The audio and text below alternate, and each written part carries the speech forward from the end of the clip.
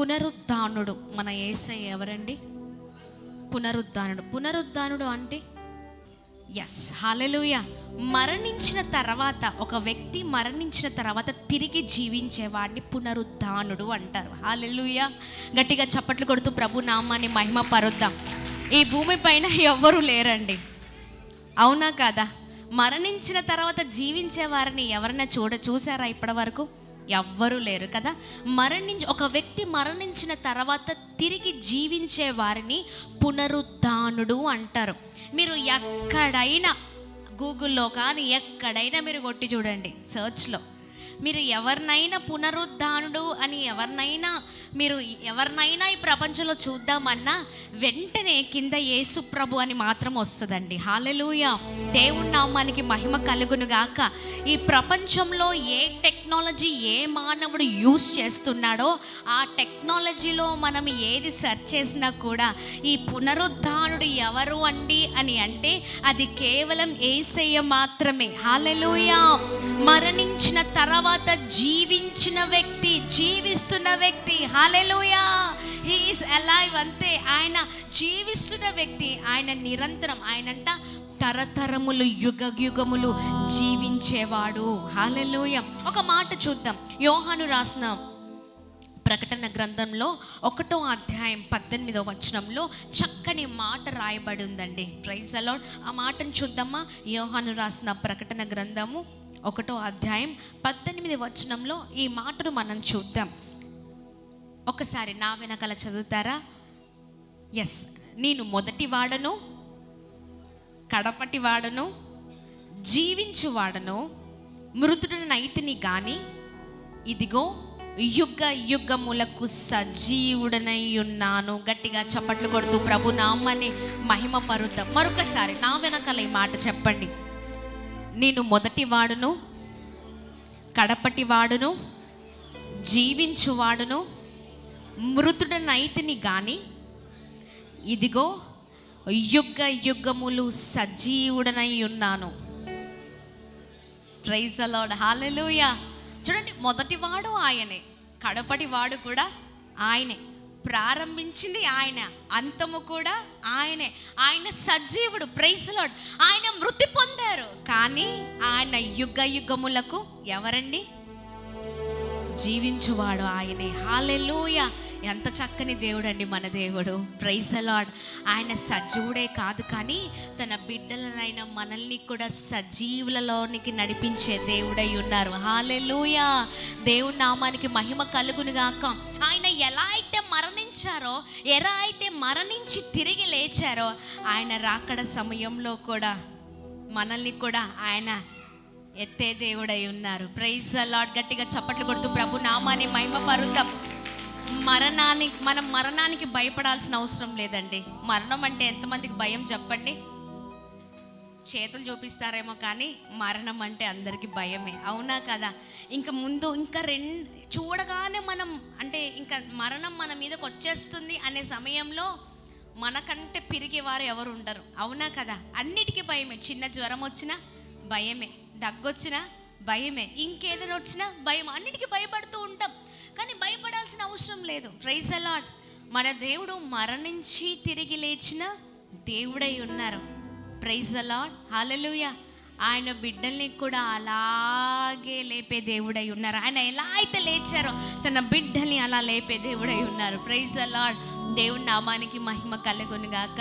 నిజంగా ఆయన సజీవుడైన దేవుడై ఉన్నారు, జీవము కలిగిన దేవుడై ఉన్నారు. అంత చక్కని దేవుని మనం మహిమ పరుస్తున్నాం, ఆరాధిస్తున్నాం. ఈ ఉదయకాల సమయంలో ఈ ప్రపంచం అంతట్లో తెరవబడిన సమాధి, ఖాళీ సమాధి ఎవరిదైనా ఉంది అంటే చెప్పండి, యేసు ప్రభు వారిది మాత్రమే. హల్లెలూయా. దేవుని నామానికి మహిమ కలుగును గాక. నిజంగా అంత అద్భుతమైన దేవుని మనం ఆరాధించడానికి వచ్చాము. ఈ రోజున ఆయన మన కొరకే మరణించారు. ఎంతమంది అవునంటారు మన కొరకు మరణించారని? నేను రాత్రికాల సమయంలో అంటే సిద్ధపడుతున్న సమయంలో సిద్ధపాటు కొడికలో ఒక మాట నేను చెప్పాను. యేసుక్రీస్తు ప్రభువారు సిలువను మోస్తూ వెళ్ళారు, అవునా కాదా? ఎంతమంది అవునంటారు? సిలువను మోసారు, అవునా? సిలువను మోస్తూ చాలా కష్టాలు, చాలా ఇబ్బంది పడుతూ, చాలా వేదన పడుతూ, చాలా భయంకరమైన పరిస్థితుల చుట్టూ ఎంతోమంది అవమానిస్తున్నారు, ఎంతోమంది హేళన చేస్తున్నారు, ఉమ్మి వేసేవారు ఉమ్మేస్తున్నారు, కొట్టేవారు కొడుతున్నారు, హేళనకరమైన మాటలు అనేవారు అంటున్నారు. ఎంత బాధ పెట్టారు కదండి, ఎంత హింస. ఆ సిలువను మోస్తూ పడి లేస్తూ ఎంత వేదనకి గురి చేశారు, అవునా కాదా?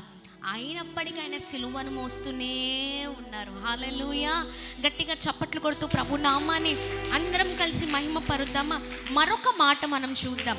ఈ మాటకు అర్థం మీరే చెప్పాలి, దయతో చూద్దామా? మరొక మాట చూద్దాం.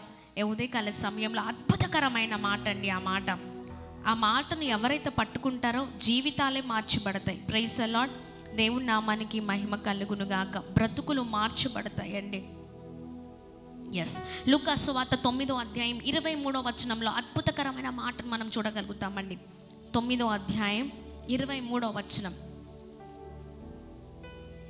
9:23వ వచనం.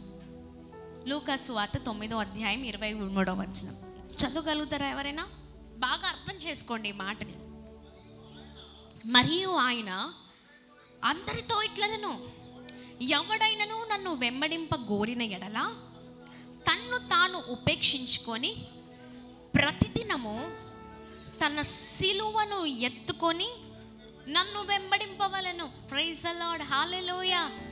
ఎవరైనా ఈ మాటకు అర్థం చెప్పగలుగుతారా? మరొకసారి చదువుతున్నాను, జాగ్రత్తగా వినండి. ఎస్, మరియు ఆయన అందరితో ఇట్లనెను, ఎవడైనను నన్ను వెంబడింప గోరిన ఎడల తన్ను తాను ఉపేక్షించుకొని ప్రతి దినము తన సిలువను ఎత్తుకొని నన్ను వెంబడింపవలెను. చాలా విలువైన అర్థం ఉందండి దీంట్లో. చెప్పండి, ఎవరైనా చెప్పగలుగుతారా? ఎవరైనాను వెంబడించేవారుంటే వారంట తన్ను తాను ఉపేక్షించుకోవాలి. అంటే ఉపేక్షించుకోవడం అంటే తగ్గించుకోవడమా? సరి చేసుకోవడమా? చెప్పాలి. ఉపేక్షించడం. ఈరోజు ఎవ్వరు ఈ మాటకి కరెక్ట్గా అర్థం చెప్తారో వాళ్ళకి మాత్రం స్పెషల్ గిఫ్ట్ ఉందండి. ఇంకొక మాట, పరీక్షించుకోవడం కంటే బాగా చదవండి. మీరు దాన్ని బాగా చదివితే చాలా అర్థమవుతుంది ఆ మాట. మరియు ఆయన అందరితో ఇట్లా, నేను ఎవడైనాను నన్ను వెంబడించిన గోరిన ఎడల తన్ను తాను ఉపేక్షించుకోవాలి. చెప్పు. వదిలేయడం. ఎస్, దగ్గరకు వచ్చాడు. వదిలేయడం అంటే దేవుని వెంబడించే వారు ఎవరైతే ఉన్నారో వారు కనిపించద్దు, అంటే వారికి వారే ఇగ్నోర్ చేయడం. Praise the lord. వారు కనిపించద్దు, కానీ ఎవరు కనిపించాలంటే యేసయ్య కనిపించాలి. హల్లెలూయా. తన్ను తాను ఉపేక్షించుకోవడం అంటే మనల్ని విడిచిపెట్టడం, పక్కకు పెట్టడం. కానీ వెంబడించే వారిలో ఎవరు కనిపించాలండి? యేసయ్య కనిపించాలి, క్రీస్తు కనిపించాలి. Praise the lord.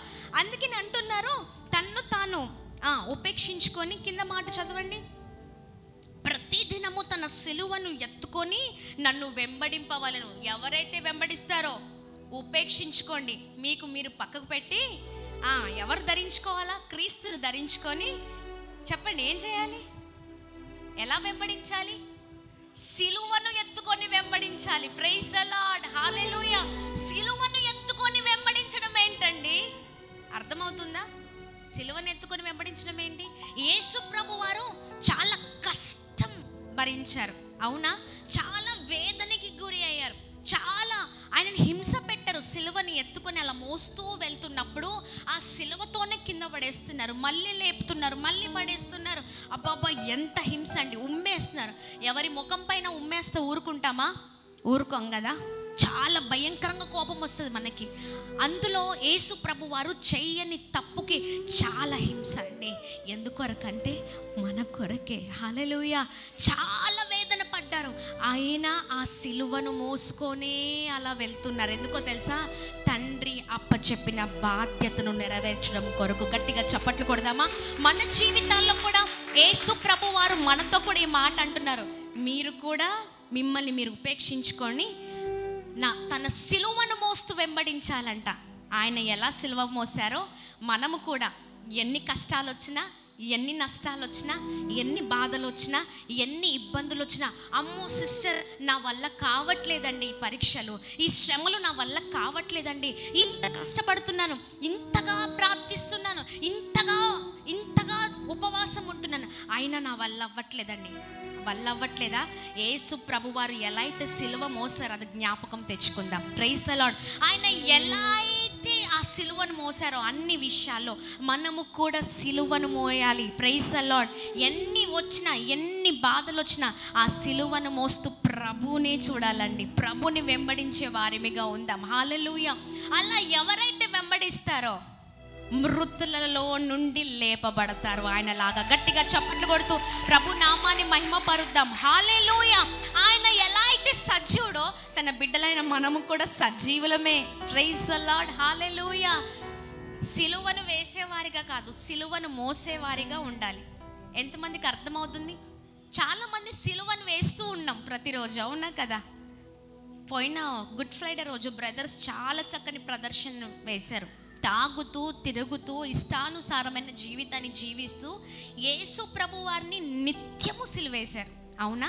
అలా మనం చేస్తున్నామండి. సిలువను వేసేవారిగా కాదు, సిలువను మోసే జీవితాలుగా మన జీవితాలు ఉండును గాక. ఎవరైతే సిలువను మోస్తూ ప్రభును వెంబడిస్తారో ఆయన లేపబడ్డట్లుగా మనము కూడా లేపబడతాం. గట్టిగా చప్పట్లు కొడుతూ ప్రభు నామాన్ని అందరం కలిసి మహిమపరుద్దాం. 2 చేతులు పైకెత్తి చెప్తాం బిగ్గరగా, హల్లెలూయా, హల్లెలూయా.